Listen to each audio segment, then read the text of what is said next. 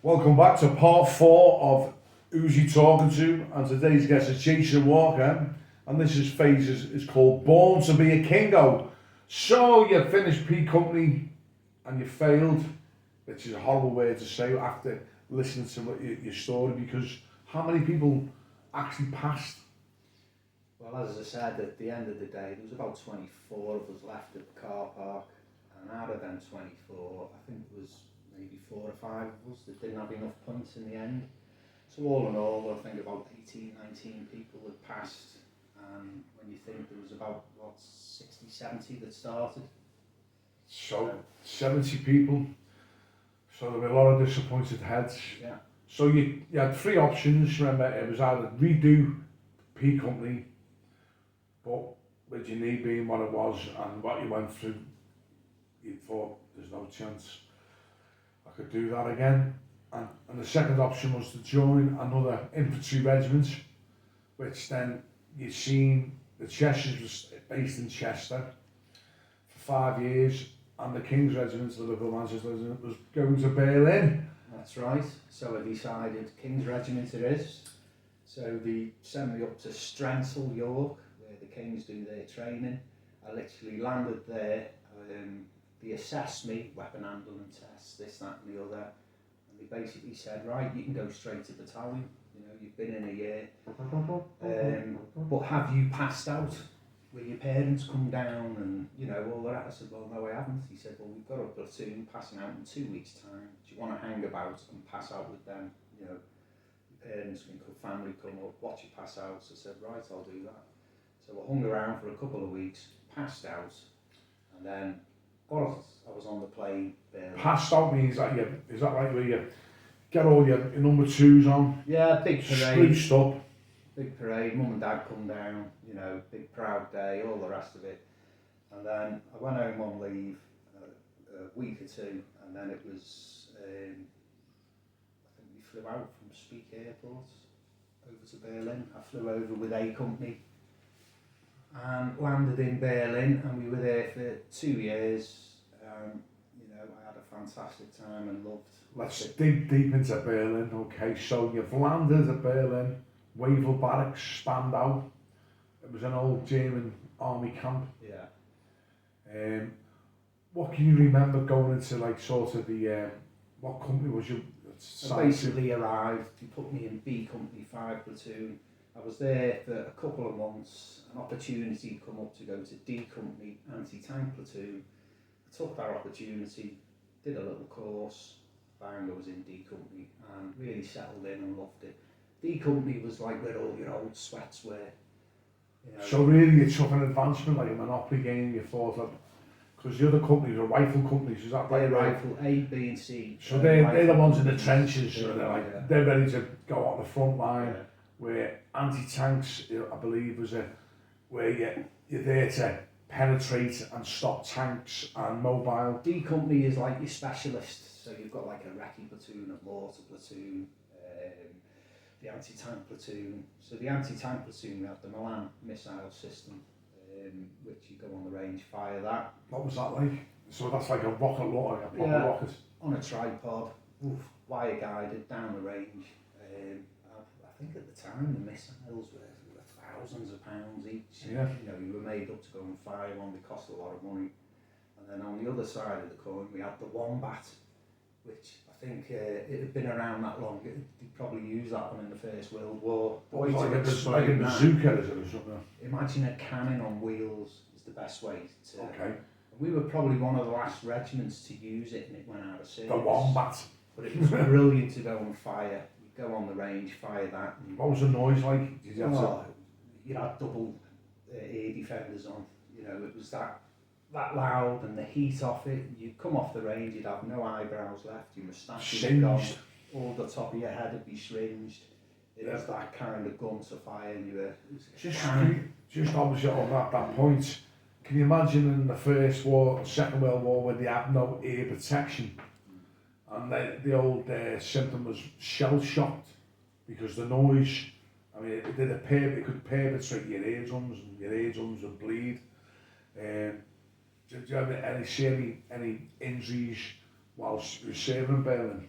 I didn't see any personally, but I do remember we had a couple of incidents because obviously Jeff arrived in Berlin not so long after myself, and I remember a lad being shot on the ranges.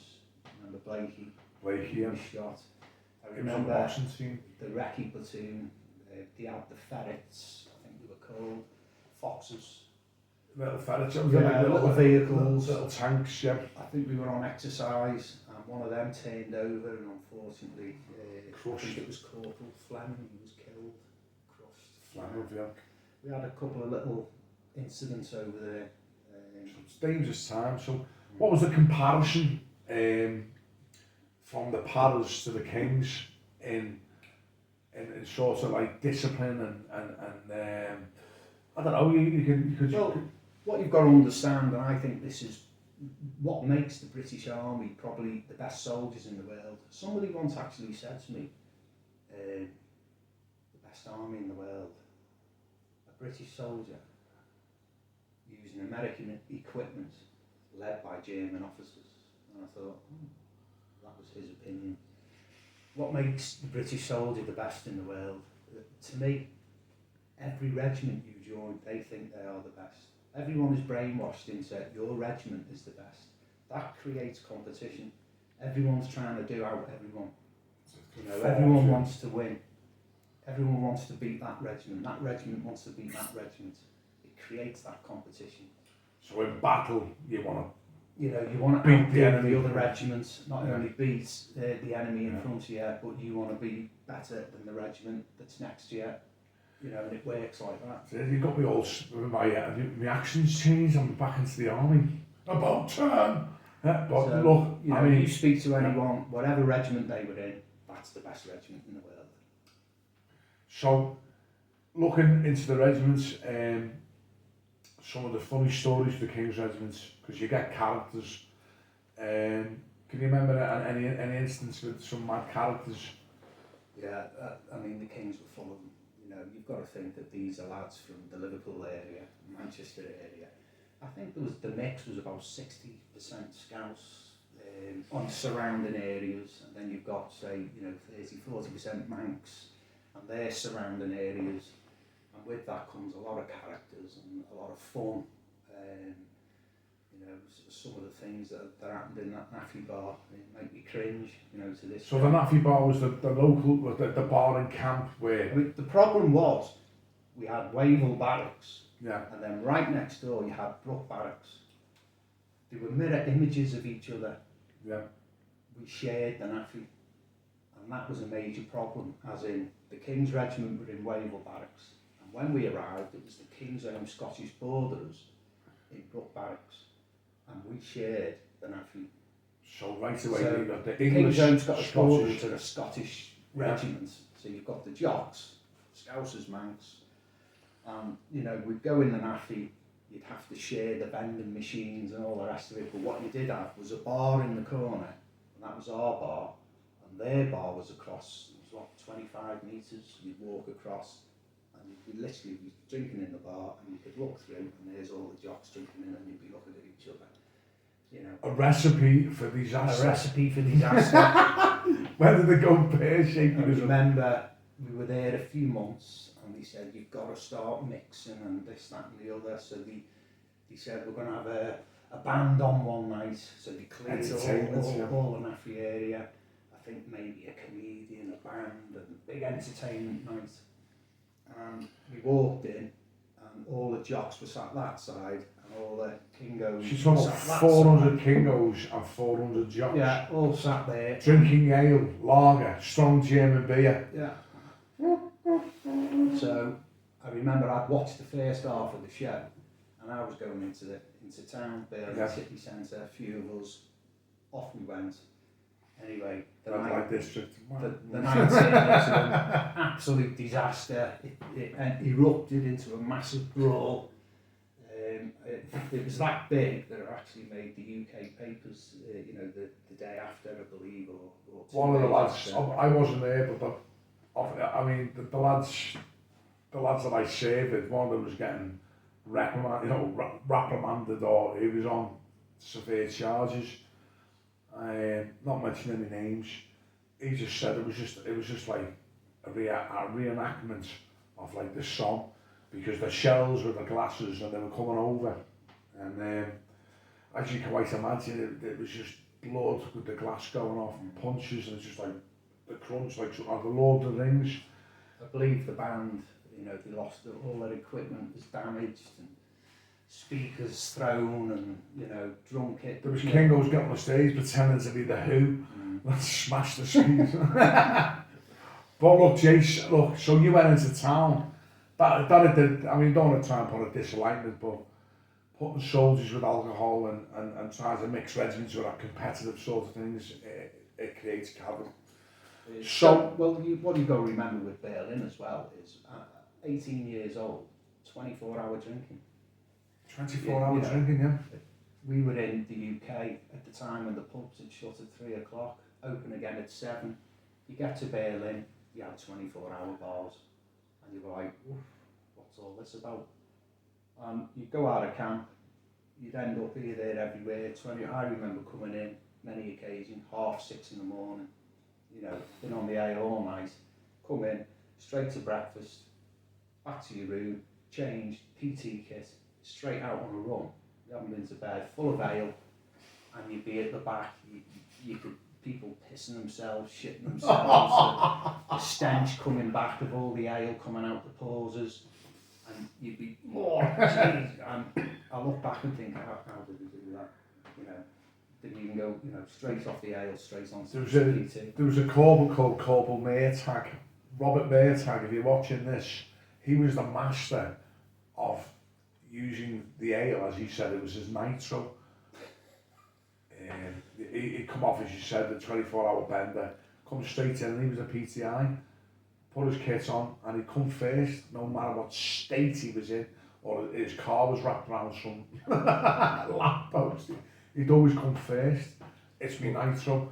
For the folks back home, just so they know, I was only there a few months, and then Jeff here, he's a year younger than me. So I know Jeff was growing up as kids, and I'd gone in the army, and all of a sudden I'm sat in the bar in Berlin, and the door opened, I had me back to it, and I heard this voice, and I'm thinking, sounds like that's him, and there's Jeff. I thought, crap, what are you doing here? I couldn't miss out, I believe, on the trip. Jace, look, so Berlin, quickly get into it, because you were fortunate with your fitness for the boxing. You wanted to go, you went to the novices, because did you reach? Yeah. I mean, the Kings Regiment are renowned for their boxing and the football. Scouts as Manx, they love it, don't they? And every year in the Kings Regiment, it was tradition, they'd hold a boxing tournament, and whether you liked it or not, new lads, you would represent your company. So I'm in D company, no choice, there you go, you're boxing for your company against all the other companies, A, B, C, D, HQ company. Okay. So, I'd done a little bit of boxing when I was home, growing up as a kid, as we all did. Yeah. We all ended up at the boxing gyms, at one stage or other throughout your life. So the competition comes around, and all of a sudden I have my first fight against someone in B company, C company, whatever. I knock them over first round. I'm thinking, next fight, stopped. Next lad, first round again. I'm thinking, fucking hell, this is easy. Start progressing through. I think 3 or 4 fights, and then I end up in the final. Okay. Semi-final, I actually boxed an officer, and I thought, this is great. You can actually hit an officer and get away with it. So I stopped him in the first round, and then all of a sudden I'm in the final. Now finals night is when the whole regiment turn up, number 2 dress, you're all sat round in the gym. So I happen to be fighting another officer. Everyone's got their eye on that fight because they want to see an officer get beat up. You know what I mean? So you're no knockout merchant, there's no doubt you've got your I'm thinking I'm going great guns here, and then all of a sudden, as the old saying goes, you always meet someone who's tougher, So there's always somebody tougher. I get in the ring, I do the 3 rounds, I get beat up, I can, I'm throwing everything at this man and he wouldn't budge. I'm thinking, do you get some of the best shots as well as you can? Best shots, and he's just not budging. You know, at the time I'm 18, there was no age thing then. Yeah. I think he was 23, 24, lieutenant. I won't mention his name. So H. he kind of like, I had to do the walk of shame, you know, coming out the ring, I'd lost on points. Against the officer, yeah. Come out, lost it in front of the whole regiment. I'm like, You got a standing ovation because So, I believe the well, fight was one of the best fights of the night, isn't it? I can't remember, Jeff, to be honest, but I just remember doing the walk of shame, coming out and thinking, oh, I've just been beaten by an officer, how embarrassing, you know what I mean? But then, this officer disappears. I thought maybe he's gone back to that training recruits or whatever. He disappears, hear nothing of him. Always thought, oh, look. But it was a couple of years later, we're actually in Ireland, and we get told, you know, we're in the middle of a field, getting dropped by helicopter, and we're told there's a pickup. We're picking some, you know, troops up as well as dropping you off. I remember coming off the helicopter, and all of a sudden, these guys come running, civilians, beards, big long hair, armed to the teeth, and I'm thinking, sass, here we go. Sneaky beakies. Yeah. And as we're running past each other, someone catches my eye, and he's looking at me, and I'm looking at him, and he winks at me. And it was that officer, and all of a sudden the walk of shame didn't feel too bad. I'd been beaten up by the sass. So, Tremendous. Absolute tremendous. made So, me feel a bit better. wow. Well done to that officer. He's probably out there in the sticks.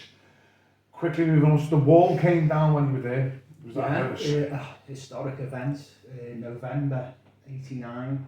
It was a weekend, I think, and the wall came down, and we were all around, you know, sitting on the wall, chipping away at it. I brought some of it home with me, got it mounted.